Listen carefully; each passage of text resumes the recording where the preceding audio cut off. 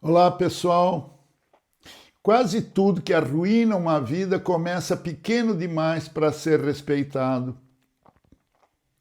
Uma falha de cultura dentro da empresa, um erro aparentemente banal na produção, uma contaminação invisível, um germe que ninguém vê até que ele já esteja dentro de tudo e em tudo. Louis Pasteur construiu sua grandeza exatamente nesse território, o do inimigo invisível. Nascido em 1822, em Dole, na França, e morto em 1895, ele ajudou a demonstrar que fermentação, deterioração e muitas doenças tinham causa concreta. Derrubou a ideia de geração espontânea, abriu caminho decisivo para a teoria microbiana, desenvolveu vacinas e deu origem a uma das instituições científicas mais duradouras do mundo, o Institut Pasteur. Inaugurado em 1888 após o sucesso da vacinação contra a raiva e uma campanha internacional de arrecadação. Meu nome é Mário Farini e vamos ao caso. Vá até o fim porque eu vou revelar algo surpreendente e decisivo sobre Pasteur. Algo que mostra que até os grandes benfeitores da humanidade carregam zonas de sombra. Pasteur não começou como médico de massas, nem como santo da ciência. Começou como jovem de origem modesta, filho de Jean-Joseph Pasteur, curtidor de couro e veterano do exército de Napoleão. Essa origem importa, porque ajuda a entender a sua relação com disciplina, trabalho e utilidade. Louis não veio do tipo de aristocracia intelectual confortável que brilhava apenas em teoria. Sua trajetória tem sempre um pé no laboratório e um outro pé no problema concreto. Ele estudou em Besançon, depois em Paris e se destacou primeiro em química, sobretudo na área da cristalografia e da assimetria molecular. Esse detalhe parece técnico demais, mas é uma chave da personalidade dele. Pasteur gostava de olhar o que os outros tratavam como detalhe e encontrar ali uma ordem invisível. A fase da cristalografia não é a parte mais famosa da sua vida, mas é profundamente reveladora. Ao estudar os cristais do ácido tartárico e do ácido paratartárico, Pasteur percebeu que diferenças de simetria que escapavam a muitos olhos. Essa experiência moldou algo decisivo no seu cérebro científico. O hábito de desconfiar da aparência óbvia das coisas. Em termos humanos, é como se ele tivesse aprendido cedo demais que o mundo mente na superfície e que o pesquisador de verdade,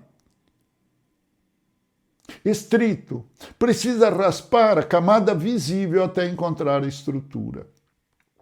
A grande virada acontece quando a ciência de Pasteur desce ao mundo produtivo. Ele começa a investigar fermentação e demonstra que processos antes tratados como puramente químicos dependiam de micro-organismos vivos. Parece assunto de laboratório, mas era muito maior. A França vivia de vinho, cerveja, agricultura, seda, produção, comércio. Quando Pasteur mostra que estrago e fermentação têm agentes biológicos, ele não está apenas refinando teoria, está alterando a relação entre ciência e economia. O invisível passa a ter rosto biológico. A deterioração deixa de ser fatalismo da matéria e vira problema rastreável. É desse mundo que surge a pasteurização. A ideia de submeter bebidas e alimentos a aquecimento controlado para reduzir micro-organismos nocivos mudou a preservação e a segurança alimentar do mundo.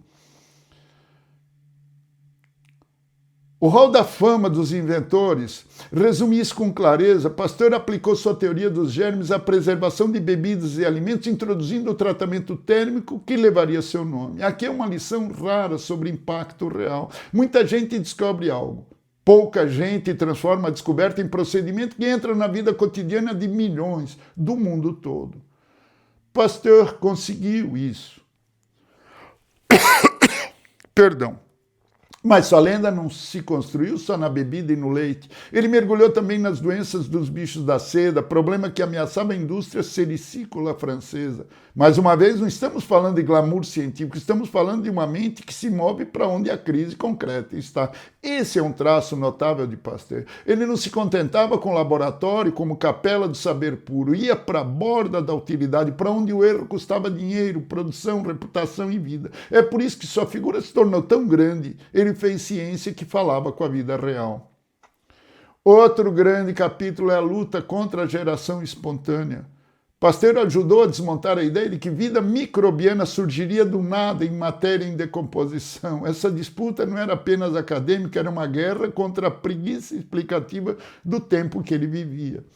Provar que havia causa, transmissão, contaminação, condição e mecanismo significava empurrar a medicina e a biologia para outro patamar de responsabilidade intelectual. Depois de Pasteur, o invisível ficou muito mais difícil de ser tratado como superstição elegante. A parte mais célebre da sua vida pública chega com as vacinas, especialmente a vacinação contra a raiva. Em 1885, um menino chamado Joseph Meister, mordido diversas vezes por um cão raivoso, foi vacinado por iniciativa de Pasteur e seus colegas, em particular com forte participação do médico Jacques Joseph Grancher. O Instituto Pasteur relembra esse episódio como um sucesso retumbante, como um marco da nova fase. Aqui a narrativa se torna quase cinematográfica.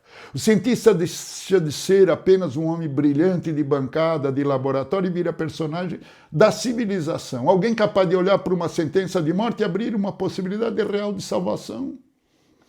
O sucesso da vacinação contra a raiva teve efeito enorme, não só científico, mas simbólico.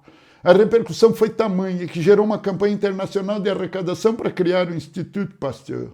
Oficializado em 1887 e inaugurado em 1888, o Instituto já nasceu com um departamento de vacinação contra a raiva em 5 laboratórios, mostrando que a grande obra de Pasteur não foi apenas descobrir, foi também institucionalizar, transformar isso em algo concreto, útil. Esse é um ponto muito forte da história dele. Ele não deixou apenas resultado, deixou uma casa para que a pesquisa continuasse trabalhando depois dele. Mas como em toda lenda adulta, há sombra. A imagem pública de Pasteur por muito tempo foi tratada quase como a de um benfeitor sem fissuras. Historiadores da ciência e análises de seus cadernos de laboratório trouxeram um nuance importante a essa leitura. Algumas interpretações sugerem diferenças entre a narrativa pública do sucesso experimental e a complexidade real do caminho percorrido. Isso não apaga de maneira nenhuma a sua grandeza, respeitos a ele, mas impede que ele seja tratado como vitral sem rachadura. Pasteur foi extraordinário? Sim, muito. E também foi homem de reputação, de competição, de timing, de momento e construção de imagem científica. A lenda fica mais forte, não menor, quando volta a ser humana. Somos humanos. Nos seus últimos anos, a saúde de Pasteur estava frágil, marcada por sequelas de derrames. Ainda assim, ele viu o Instituto nascer e a própria obra se consolidar de forma institucional. Morreu em 1895, já tratado como grande nome nacional francês e figura central da ciência moderna. Isso importa muito. A gente que brilha e some. Pasteur brilhou e criou estrutura. O nome dele sobrevive não apenas como homenagem, mas como verbo histórico da luta contra o invisível. Para refletir, Louis Pasteur ensina uma forma rara de grandeza, a grandeza de quem leva a sério cedo demais aquilo que os outros ainda acham pequeno demais. Essa é uma lição poderosíssima para a carreira, para a empresa, para a ciência e para a liderança. Problemas graves quase sempre começam de forma microscópica, literal ou metaforicamente. Uma cultura ruim começa em sinais pequenos, uma reputação ruim começa em concessões pequenas, uma contaminação começa com um foco pequeno. O profissional maduro é aquele que enxerga cedo. Pasteur foi um dos maiores exemplos históricos disso. Mas ele ensina outra coisa menos confortável. O impacto real costuma nascer quando conhecimento e utilidade se encontram. Não basta descobrir bonito, não basta saber muito. É preciso fazer, o saber, tocar na vida. Pasteur não ficou famoso só porque era brilhante, ficou gigantesco, porque sua inteligência alterou o cotidiano do mundo. Pérolas. O grande profissional enxerga o desastre quando ele ainda cabe numa lâmina. Pasteur olhava para o microscópio com respeito. Essa é a joia central da vida dele. Quem aprende a ler cedo demais os sinais pequenos evita ser engolido depois pelo problema grande. Em negócios, em carreira, em liderança, isso vale ouro, platina, pérolas, diamantes, terra rara. Descoberta só vira legado quando entra na vida das pessoas. Pasteur não se limitou à teoria, fermentação, pasteurização, vacinação, instituto. Ele transformou saber em procedimento, em processo, e procedimento em impacto. A lição é brutalmente prática. Conhecimento admirável não basta, conhecimento aplicado é que muda o mundo. Até o herói científico precisa ser visto sem ingenuidade. A surpresa incômoda sobre Pasteur é essa. A grandeza dele é real, mas sua prática não deve ser romantizada como se estivesse acima da disputa, acima da reputação e da construção de imagem. A pérola aqui é madura. Não infantilize os seus ídolos. Compreenda-os. Isso te protege de duas burrices: o altar cego e a destruição simplista. De preferência, não tenha ídolos. Treine o olhar para o pequeno. Não espere o problema ficar gigante. Seja em equipe, processo, reputação, saúde. Aprenda a respeitar cedo o sinal pequeno. Transforme conhecimento em protocolo. Pasteur não ficou na ideia, criou método. Em qualquer profissão se pergunte: aquilo que eu sei já virou procedimento confiável? Ou ainda é apenas opinião inteligente? Já virou processo? Vá até onde o problema dói de verdade. Ele não correu apenas para áreas nobres da ciência, foi para o vinho, para a seda, para a contaminação, para a raiva, ou seja, foi para o lugar em que o mundo precisava de resposta. Profissional valioso faz isso. Institucionalize o que você cria. Se tudo depende da sua presença direta, a sua obra ainda é frágil.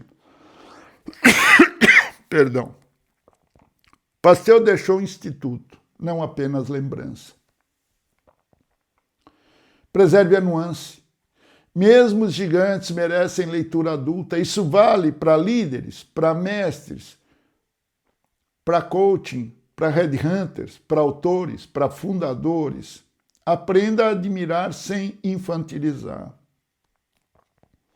Verdade nua e crua, despudorada, desavergonhada, sem vergonha mesmo, que poucos comentam. Pouca gente fala disso. O mundo gosta de cientistas quando eles já viraram busto.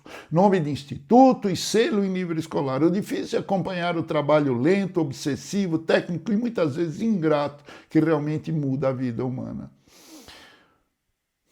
E aqui vai uma revelação especial. Pasteur, o homem que salvou milhões com método e rigor, também foi parte de uma ciência feita por homens reais, com disputa, ambição e construção de reputação. Isso não diminui sua obra, mas impede que você trate grandeza como pureza. E essa é uma lição valiosa demais para o mundo profissional. Quem quer fazer diferença de verdade precisa de método, de utilidade, de impacto e de processo, mas nunca deve esquecer que sucesso também pode seduzir a própria narrativa.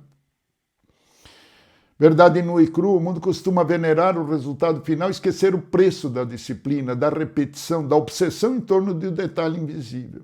Pasteur venceu porque levou o invisível a sério quando ninguém levava. E a maioria das pessoas continua perdendo na vida exatamente porque só respeita o problema depois que ele já cresceu demais. A Louis Pasteur, minha gratidão eterna.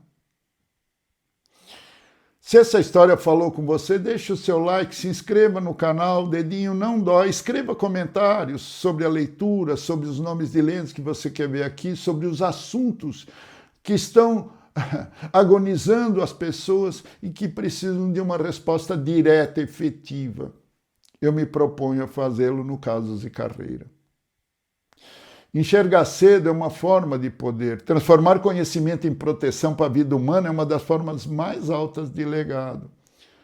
Transforme a atenção em método, método em obra em algo que continue protegendo gente depois que você sair de cena. E quando você partir, possa dizer, no último momento, valeu a pena. Aproveite seu dia, procure ser feliz. Essa é uma grande meta para todos. E até o próximo Casos e Carreira.